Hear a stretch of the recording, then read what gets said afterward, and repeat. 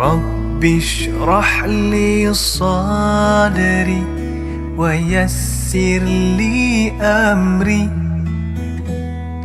واحلل عقدة من لساني يفقه قولي. Bismillahirrahmanirrahim. Assalamualaikum warahmatullahi wabarakatuh. Alhamdulillah, syukur kita kepada Allah Subhanahu wa taala masih lagi diberikan peluang untuk terus bernafas, untuk berada dalam agama Islam, insya-Allah. Jadi segala nikmat yang Allah berikan ni haruslah kita bersyukur bersama-sama. Insya-Allah pada hari ini kita akan sambung lagi pelajaran kita dalam pelajaran akidah. Okey, tajuknya Asmaul Husna. Jadi kita akan sambung part yang ke-8, iaitu daripada nombor 71 sehingga 80. Jadi anak-anak murid semua boleh buka buku akidah, muka surat 48. Ustaz akan terangkan cara menyebut dan maksud nama-nama Allah yang kita akan belajar pada hari ini, insya-Allah. Jadi Asmaul Husna. Kita mulakan dengan nombor 71. Cara sebutnya Al-Muqaddimu. Al-Muqaddimu maksudnya yang maha mendahulukan. Yang maha mendahulukan. Allah Subhanahu wa taala ni dia akan dahulukan semua perkara. Dalam semua perkara yang kita hadapi di dalam hidup kita ni, hidup ke mati ke, Allah Subhanahu wa taala dia dahulu. Dia yang akan menghidupkan kita. Semua makhluk Allah Subhanahu wa taala lah yang mendahulukan untuk menghidupkan semua makhluk. Seterusnya 72 Al-Muakhiru. Al-Muakhiru yang maha mengakhirkan. Yang maha mengakhirkan. Ataupun yang mematikanlah dalam bahasa yang mudah untuk kita faham. Semua makhluk yang Allah Subhanahu wa taala ciptakan di dalam dunia ini, bukan dekat bumi saja, dekat planet-planet yang lain juga, Allah Subhanahu wa taala yang akhirkan. Satu masa nanti, seperti mana yang Ustaz cerita di dalam kelas yang lepas, suatu masa nanti kita akan hadapi hari kehancuran dunia, iaitu hari kiamat. Seterusnya Al-Awwalu 73 Al-Awwalu. Al-Awwalu ni yang maksud yang maha awal. Bila awal tu kita tak boleh tahulah, wallahu alam. Sebab Allah Subhanahu wa taala tu sebelum semua makhluk dan dunia ini diciptakan, Allah dah ada.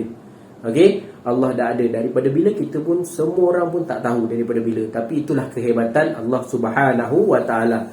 Dia ciptakan malaikat, dia ciptakan manusia, dia ciptakan iblis, dia ciptakan binatang, tumbuhan. Allah lah yang paling awal sekali yang ada. Seterusnya 74 Al-Akhiru. Al-Akhiru yang maksudnya yang maha akhir. Akhir sekali, bila semua makhluk dah mati, dah meninggal, dah hancur, yang akhir sekali tinggal hanya Allah sahaja. Sebab Allah Subhanahu wa taala ni dia tak mati, dia akan kekal selama-lamanya. Itulah kehebatan Allah Subhanahu wa taala. Makhluk dia tak boleh nak kekal, sebab makhluk ni pasti akan mati. Bila tu kita tak tahu, tetapi Allah Subhanahu wa taala sahaja yang kekal untuk selama-lamanya. Malaikat pun akan mati nanti, syaitan dan iblis pun akan mati, jin akan mati, haiwan, tumbuhan semua akan mati, dan Allah sahaja yang kekal, yang akhir sekali. Seterusnya 75 Az-Zahiru. Az-Zahiru bermaksud yang maha nyata. Yang maha nyata. Walaupun kita tak nampak Allah Subhanahu wa taala itu, dalam zatnya yang sempurna, yang maha hebat, tetapi Allah Subhanahu wa taala ni adalah sesuatu yang nyata, dan kita kena percaya, kita kena beriman pada Allah Subhanahu wa taala. Kita dapat rasakan contoh, Ustaz bagi satu contoh mudah. Allah Subhanahu wa taala diciptakan angin. Okey, angin tak kisah, angin semula jadi ke, angin daripada kipas ke, okey, angin daripada aircon ke, tak kisah. Okey, angin semula jadi. Kalau kita keluar tiba-tiba ada angin bertiup. Kita nampak tak angin tu? Kita tak nampak angin tu, tapi kita rasa tak angin tu? Kita rasa. Rasa sejuk je angin tu. Kalau angin tu panas daripada laut, kita rasa panas je, tapi kita rasa. Benda ni kita tak nampak. Okey, tu perumpamaan mudah.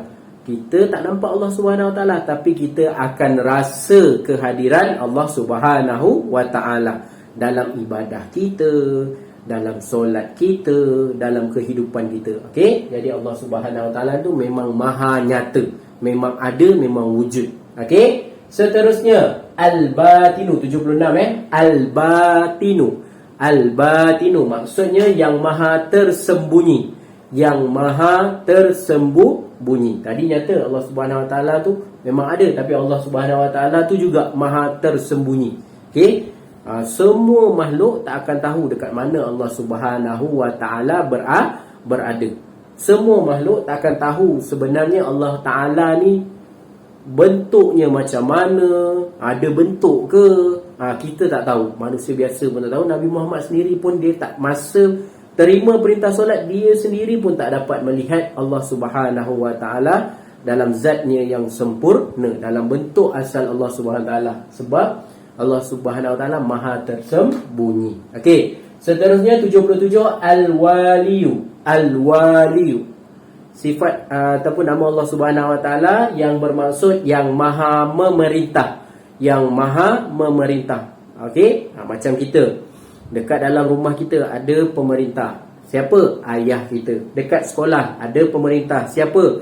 Ketua guru kita, guru besar kita, pengetua kita. Okey, dekat dalam negara kita ada pemimpin kita, ada pemerintah kita. Ada siapa? Ada Perdana Menteri, ada Agung, ada Sultan. Okey, begitu juga dengan dunia ni. Allah Subhanahu Wa Taala ni pemerintah dunia.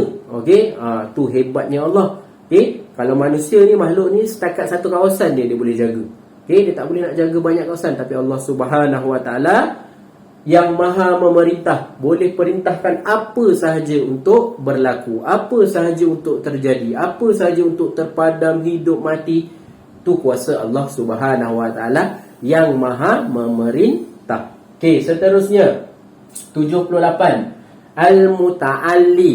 Al-muta'alli yang bermaksud yang maha tinggi, yang maha tinggi. Okey, nama Allah Subhanahu Wa Taala yang bermaksud maha tinggi. Kalau kita rasa ada bangunan yang tinggi, ada lagi sesuatu yang tinggi daripada bangunan yang kita nampak. Contoh KLCC ke KL Tower, kita nampak dah tinggi lah, tapi ada lagi yang lagi tinggi daripada semua binaan ataupun makhluk yang Allah ciptakan, iaitu Allah Subhanahu Wa Taala. Dia boleh tinggi sampai aras mana pun Allah Subhanahu Wa Taala nak.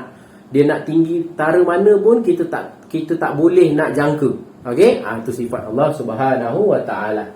Seterusnya 79 al-barru. Al-barru, okey, bermaksud yang maha sumber segala kelebihan. Okey, sumber segala kelebihan kita adalah Allah Subhanahu Wa Taala.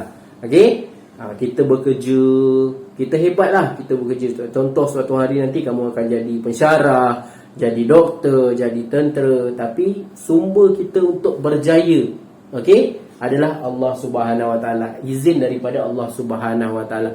Kita cari rezeki, ibu dan ayah kamu bekerja, cari rezeki, okey, dapatkan duit untuk beli makan minum. Sumber kelebihan tu, sumber kebaikan tu, rezeki tu datang daripada Allah Subhanahu Wa Taala. Allah yang izinkan rezeki tu sampai kepada ibu dan ayah untuk dikongsikan bersama kamu.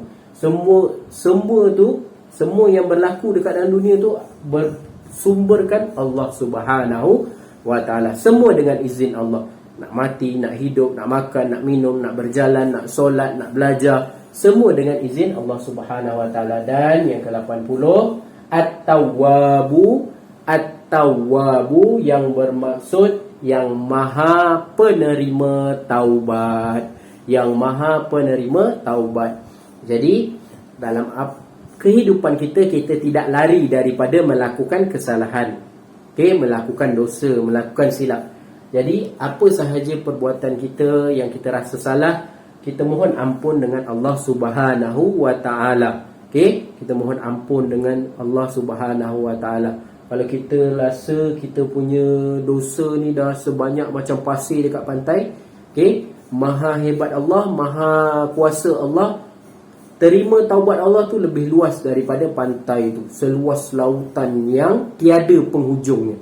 Okey, kalau kita pergi laut, kita tak nampak hujung laut ni dekat mana. Okey, jadi macam tu juga dengan Allah Subhanahu Wa Taala. Allah Subhanahu Wa Taala ni suka orang yang bertaubat, mohon ampun pada dia, sentiasa beribadah pada dia, sentiasa ingat pada dia. Jadi ini adalah sifat kesempurnaan daripada Allah Subhanahu Wa Taala. Jadi pada hari ini daripada nombor 71 ke nombor 80, Al-Muqaddimu, Al-Muakhiru, Al-Awwalu, Al-Akhiru, Az-Zahiru, Al-Batinu, Al-Waliyu, Al-Muta'alliyu, Al-Bar, Al-Tawwabu.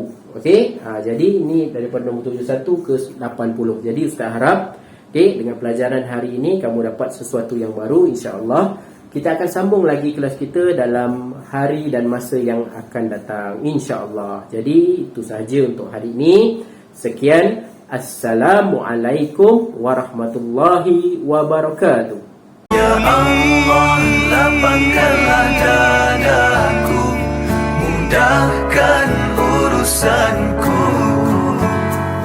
lancarkan lisanku, dan baguskanlah